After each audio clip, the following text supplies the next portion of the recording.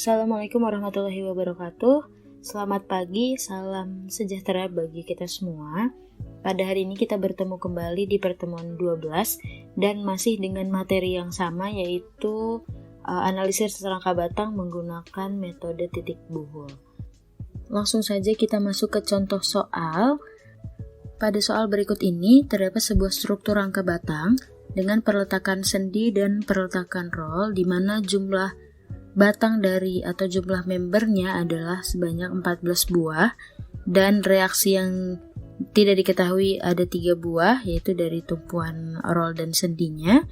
Kemudian jumlah join atau titik buhul pada struktur tersebut sebanyak 9. Maka kita tentukan terlebih dahulu dengan persamaan jumlah batang atau jumlah member ditambah dengan jumlah reaksinya sama dengan 2 kali jumlah titik joinnya. Maka di sini kita dapatkan bahwa jumlah member ditambah dengan jumlah reaksinya sama dengan 17 dan jumlah titik buhul atau titik joinnya adalah 18, sehingga kita dapat menyelesaikan analisis struktur rangka batang ini dengan menggunakan struktur statis tak tentu.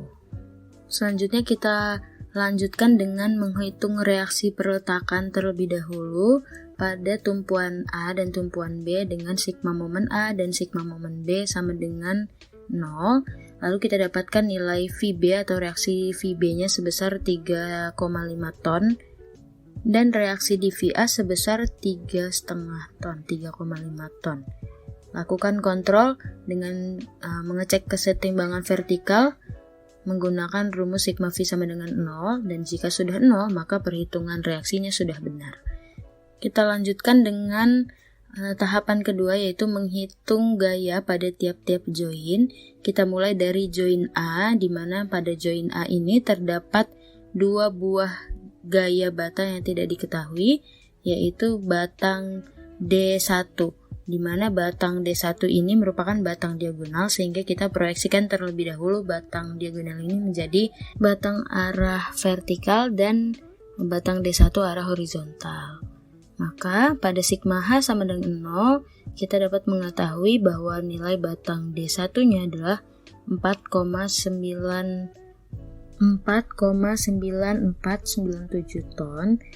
Lalu kita hitung sigma V sama dengan 0 untuk mencari nilai V1-nya, di mana V1 adalah nilai dari batang D1V arah vertikal ditambah dengan nilai reaksi dari titik A, sehingga kita dapatkan nilai V1-nya adalah 0.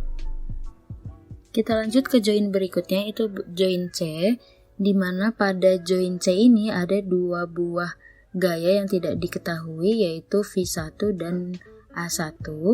Oleh karena pada titik join C ini tidak ada gaya, maka sigma H-nya sama dengan 0 dan nilai A1-nya juga adalah sama dengan 0 karena tidak ada gaya horizontal yang terjadi pada join C.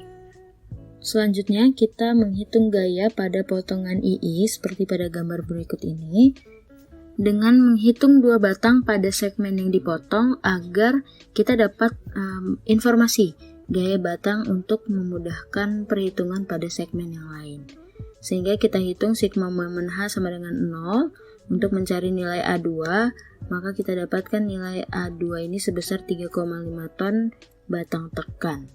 Dan sigma momen D sama dengan 0 untuk mendapatkan nilai batang dari D2 horizontal sebesar 3,5 ton dengan batang tarik, dan batang D2-nya sebesar 4,9497 ton batang tarik. Kemudian kita lanjutkan menghitung gaya pada join H dengan sigma H sama dengan 0 dan sigma V sama dengan 0. Tadi kita sudah mendapatkan nilai D2 pada arah horizontal yang sebanding dengan H1. Maka nilai batang H1 itu sebanding dengan batang DH2, yaitu sebesar 3,5 ton dan merupakan batang tarik. Kemudian pada sigma V sama dengan 0, kita sudah mendapatkan tadi D2 arah horizontalnya, maka nilai D2 arah vertikalnya sebanding dengan D2 arah vertikalnya, yaitu sebesar 3,5 ton dan merupakan batang tarik. Serta kita juga mendapatkan nilai V2 atau batang V2 sebesar 3,5 ton yang artinya V2 ini merupakan batang tekan. Setelah itu kita dapat menyatakan gaya-gaya batang yang telah kita hitung di tiap-tiap join dalam bentuk tabel seperti pada gambar berikut ini. Dan dikarenakan rangka batang yang kita hitung tadi berbentuk simetris, maka perhitungan di sisi kiri sama dengan yang ada pada perhitungan di sisi sebelah kanannya, sehingga kita tidak memerlukan perhitungan 2 kali. Selesai sudah tahapan kita dalam menganalisis rangka batang dengan metode titik buhul. Sampai di sini pertemuan kita hari ini. Terima kasih. Wassalamualaikum warahmatullahi wabarakatuh.